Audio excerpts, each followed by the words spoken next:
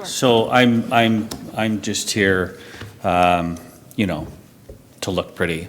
It is really Katie who's the one who deserves much thanks for this. Probably about 5 or 6 months ago, she brought to the attention of the FOLA board concerns with respect to the case out of Quebec, and I will say that the executive of FOLA enthusiastically endorsed intervening in this project, very much so because of Katie and her persuasiveness, the clarity of her arguments is undeniable as far as we are concerned. And we are very proud to join in this and ask Katie to be retained for FOLA in this intervention, which I'm sure maybe you'll go over when you think the case might be heard as well. Yes. So, yes, okay. yes, I will. Katie Absolutely. Black, everyone. Thank you so much, everybody. I'm here speaking not in my capacity as CCLA president, so I'm just going to take off that hat. I'm here in my professional capacity as a corporate commercial lawyer who also does a fair amount of public law and constitutional work. And we do a lot of appellate court work. I used to clerk for Beverly McLaughlin, the Chief Justice of Canada. And one of the things or benefits of being an enormous nerd, who, you know, aside from the bullying in elementary school, is that you follow the Supreme Court of Canada, and you also follow other jurisdictions' Court of Appeal cases as they come through. And, you know, sometimes when the news isn't too depressing, I'll listen to the news too. And I'm sure you've all seen recently that there is an unprecedented keenness in the use of Section 33 of the Constitution, which is the notwithstanding clause, okay? So that's sort of like the legislature and federal government, I guess, if they choose to use it, it's their get-out-of-jail-free card. Obviously, the legislature isn't going to jail, but it's their ability to suspend the operation of the Constitution, okay? So before we get into a heady conversation about Bill 21,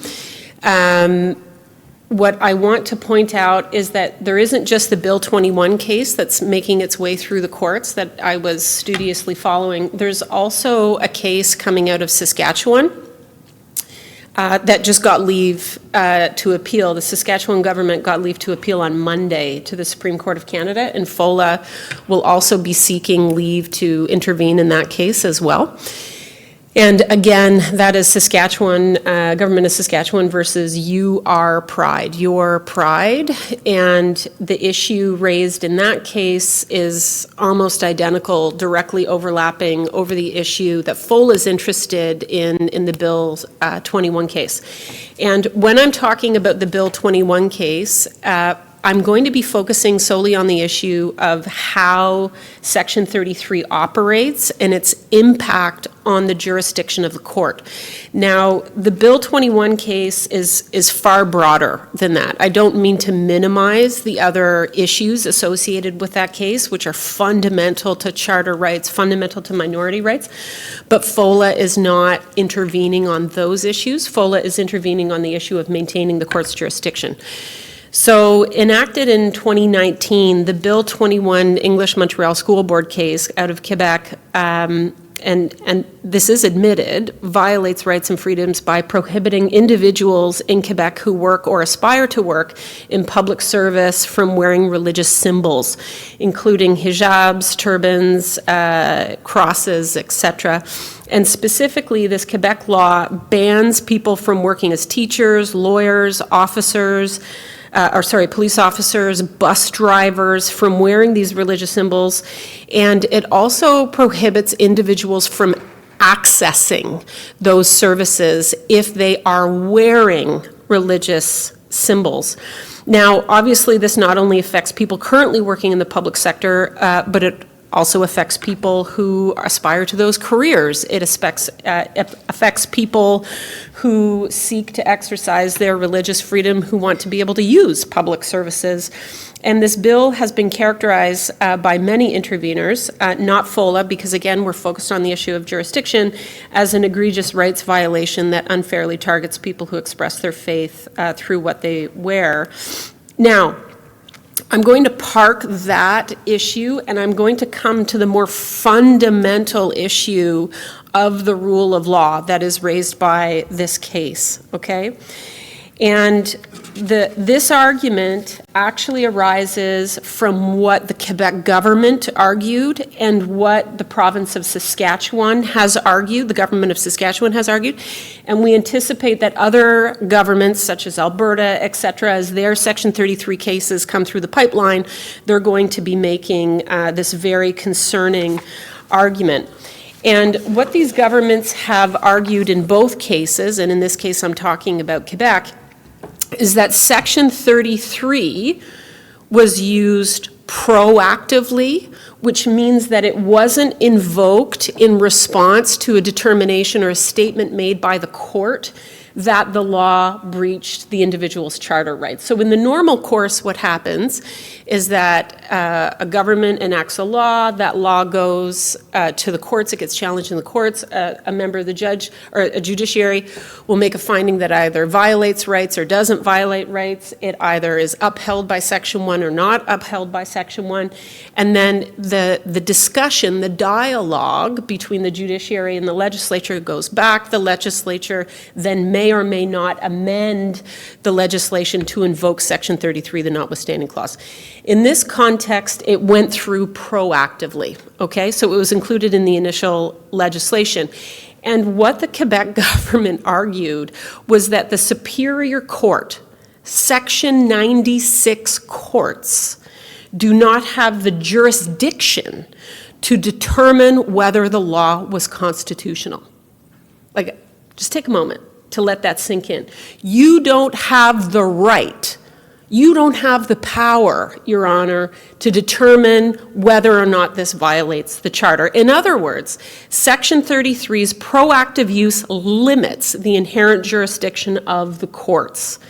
Such an argument is, like, I have goosebumps every time I say it out loud. I was like, oh, I scared myself. It's like Halloween all over again.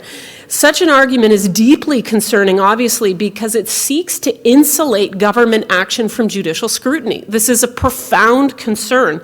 And among other issues, this critical issue has gone all the way up to the Supreme Court of Canada, and the Supreme Court has to make this determination in both of these cases. Now, FOLA's mandate is to support Ontario lawyers in fulfilling their obligations to uphold the rule of law and advance the cause of justice in a fair, balanced, and accountable justice system, which is why I approached FOLA and said this falls directly within your jurisdiction. We need to be making these arguments before this country's highest courts, and we need to be making arguments that seek to protect the court's inherent jurisdiction to scrutinize whether government action complies with individuals' charter rights, notwithstanding whether or not Section 33 has been proactively invoked.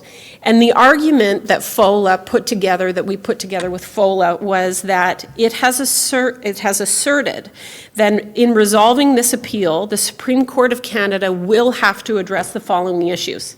Number one, can Section 33, the notwithstanding clause, be invoked preemptively? Can a government circumvent the need for judicial dialogue prior to taking action? That's the first one. The second one is, does Section 33 limit the inherent and core jurisdiction of our Section 96 courts under the Constitution and the remedial jurisdiction granted to the courts pursuant to Section 24(1) of the Charter? So that's where you see charter damages, that's where you see the right to grant declaratory relief, etc. FOLA is taking no position on the remaining issues in appeal. There's lots of other organizations that are doing that. FOLA asserts that the power to issue declaratory relief flows from the court's inherent and core remedial jurisdiction under the Constitution.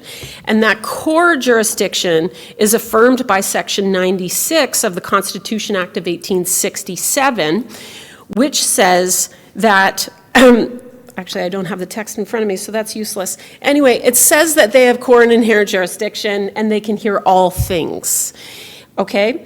Now, the availability of the power to issue declaratory relief, even when it becomes operable, only after 5 years from the date of enactment, pursuant to Section 33, Sub 3 of the Charter, is essential to proper functioning of our democracy. So by way of reminder to those who were in constitutional law a while ago, me included, the way Section 33 operates is that a government or a legislature can invoke it, but they have to restate it every 5 years. So you can pass Section 33, but after a 5-year period, unless it's restated, it expires. Okay, this is going to become highly relevant for the purposes of the argument that we're making. And why does it do that? The reason why it has that sunset provision is because declaratory relief, when the court says why something violates your charter rights, the court is engaging in a crucial dialogue between the public, the rule of law, and the government. The court is teaching the public what its government has done and how its government is treating or respecting their individual rights and liberties. And that dialogue between two fundamental branches of our constitutional order is what enables the public to make informed decisions when they go to the ballot box. It is fundamental to our democratic purpose, our democratic exercise in this country. And some people say that democracy is a noun. I say it's a verb. And this is the fundamental aspect to that verb. That right to meaningful democratic participation under Section 33 of the Charter gives the public a right to informed decision-making at that ballot box. And this right, the courts have previously held, in Sauvé, cannot be set aside. It contains an expressive and informational component protecting the rights to participate in a democratic society. And this includes, and the court has found in Sauvé, this includes a reasonable opportunity to hear other people's perspectives and access information in order to exercise the right to vote in an informed manner. Now, by way of reminder, Section 33 of the Constitution, it only suspends limited rights. So it suspends Section 7 to 15, and I believe Section 3. Someone look it up there. I didn't write it down. It does not suspend or not Section 3, Section 2. It does not suspend our participatory democratic rights. So we are asserting that Section 33 cannot derogate from the informational component of the democratic purpose. And we are asserting an interpretation of Section 33 that has a right-enhancing function by requiring governments to expressly declare when they breach the rights of individuals, okay? Now, this is what enables individuals to know whether or not the government has acted in a manner that's inconsistent with Section 2 and Section 15 of the Charter. And this is what enables the courts to do what they describe as their role, which is a constitutionally mandated referee between an individual's protected rights and freedoms and state power. The second argument that we're making is that the rule of law requires that the public and those directly impacted by the law are informed about the government compliance with the Constitution. That cannot be done if the courts are insulated from that process, if the government can avoid that type of judicial scrutiny, because the supervision of the exercise of public power in Section 96 of the courts, Section 96 courts, is a fundamental aspect to rule of law in keeping with the principle of the separation of powers. Now, you may say to me, Katie, come on, although the rule of law, obviously, is important, but it's an unwritten constitutional principle. And I'd say, yes, you're right, absolutely, it is an unwritten constitutional principle, but it is the centralized, unifying purpose of our Constitution. We do not have rule by populace. We have a constitutional democracy in this country, and it is core to upholding the jurisdiction of the courts. It is what protects us from arbitrary government action, and it is what requires the independence of the courts to be respected and their core powers to be protected.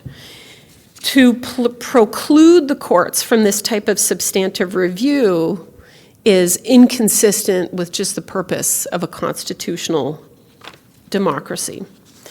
Now, for those of you who are super hardcore constitutional nerds, please permit me just 15 seconds to explain the statutory interpretation, because it's actually really, really fascinating. Okay, everybody push up your glasses.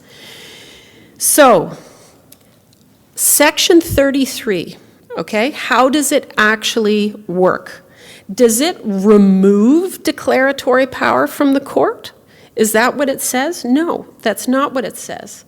What happens is that when the court issues a declaration of a charter violation, that triggers Section 52 sub 1 of the Constitution.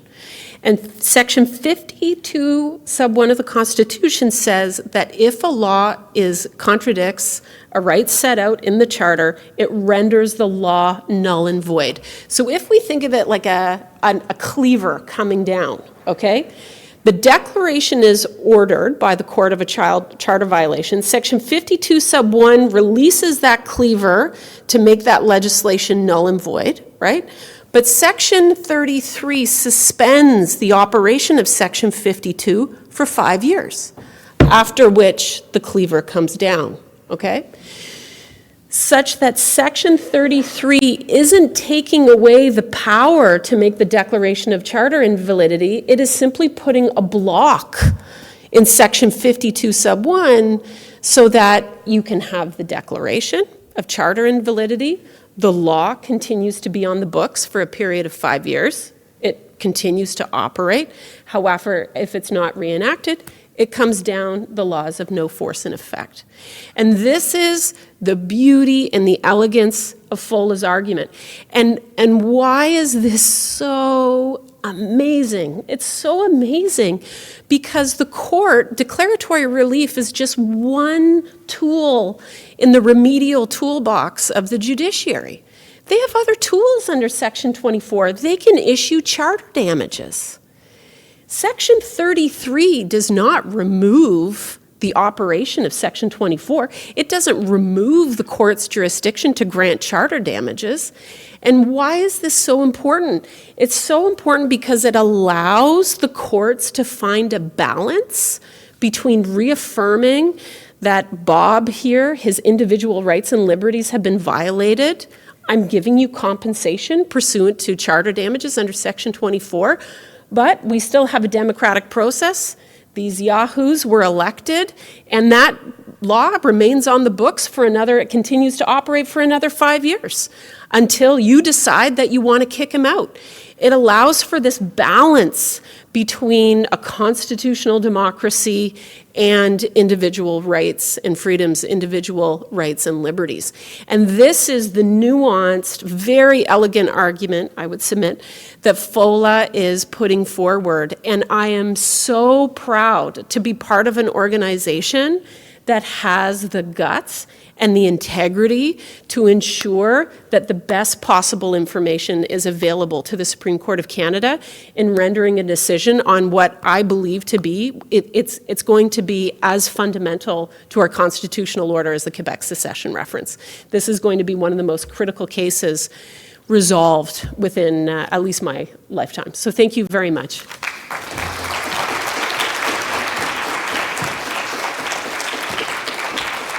I'm just going to add, I'm sure you can all see why the executive unanimously supported this intervention. Katie is a force of nature, there's no doubt about that.